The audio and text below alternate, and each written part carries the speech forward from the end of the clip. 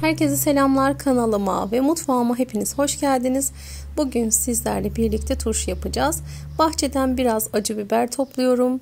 Biraz da yeşil domates toplayacağız inşallah. Çok nefis, lezzetine doyamayacağınız bir turşu yapacağız. Umarım sizler de denersiniz. Biberlerim jalapeno cinsiydi. Oldukça acı biberlerdi. Sizler dilediğiniz biberleri kullanarak hazırlayabilirsiniz. Biberlerden sonra domatesleri de toplayalım. Bu şekilde yeşil domateslerden turşumuzu hazırlayacağız. Hemen topladım ve bunları eve götürüp sizlerle birlikte turşu kuralım istedim. Domateslerimi güzelce yıkadım.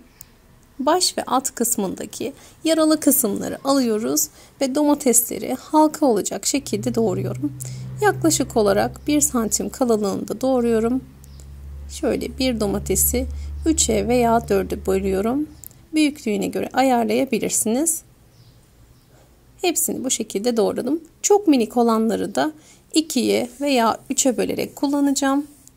Arzu ettiğiniz şekilde doğrayabilirsiniz.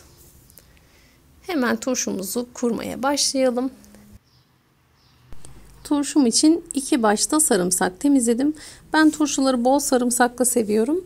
Sarımsak miktarını damak zevkinize göre ayarlayabilirsiniz. Birkaç diş sarımsak da turşunuza lezzet verecektir. Bu kavanozu jalapeno biberleriyle hazırlayacağım. Biberlerimin alt kısmından birer çizik atıyorum ve kavanozun içerisine öyle yerleştiriyorum. 8-9 adet de jalapeno biber kullandım. Çok acı olmasını istemediğim için daha fazla miktarını arttırmıyorum. Sizler dilediğiniz miktarda yapabilirsiniz. Sadece domates ve sarımsakla da bu turşuyu hazırlayabilirsiniz.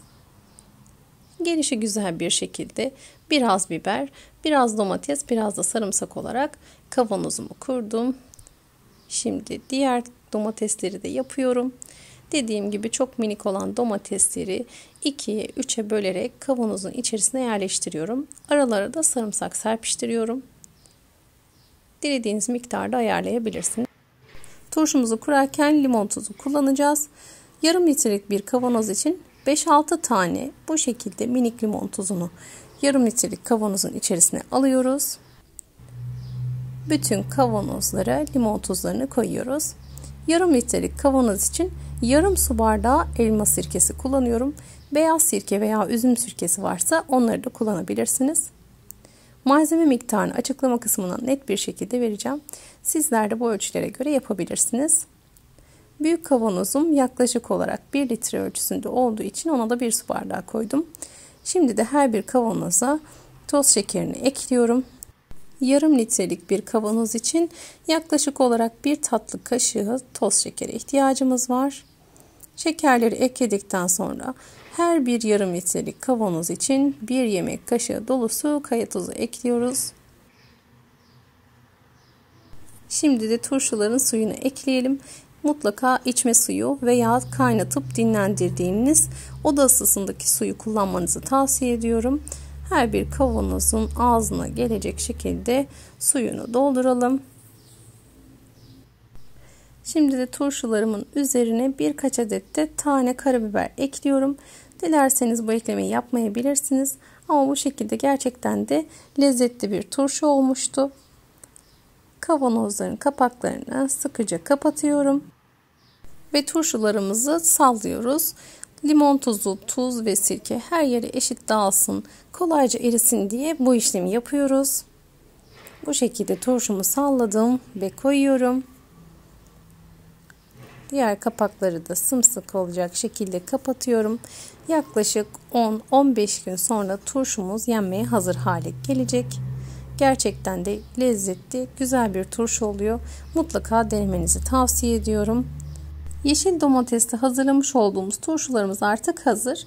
Yaklaşık 15 gün boyunca güneş görmeyen karanlık ve serin bir yerde bekletebilirsiniz. 15 gün sonunda sizler için turşumu açtım ve test ettim. Tadı, lezzeti gayet güzeldi. Muhakkak verdiğim ölçülerle denemenizi tavsiye ediyorum. Bu arada turşu suyum bulanık, sizler de fark ediyorsunuzdur.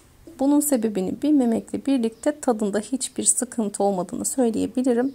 Bazen kurduğumuz turşularda aynı suyla aynı şekilde kursak bile bu şekilde bulanıklaşma görülebilir. Salyalanmadığı sürece hiçbir sıkıntı yok. Gönül rahatlığıyla tüketebilirsiniz. Turşum artık hazır. Tarifim de bu kadardı. İzlediğiniz için çok teşekkür ediyorum. Kışın çerez gibi yiyebileceğiniz güzel bir turşuydu. Kanalıma abone değilseniz abone olmayı, yorum ve beğeniyle bana destek olmayı unutmayınız. Bir sonraki tarifte görüşmek üzere. Allah'a emanet olun. Hoşça kalın.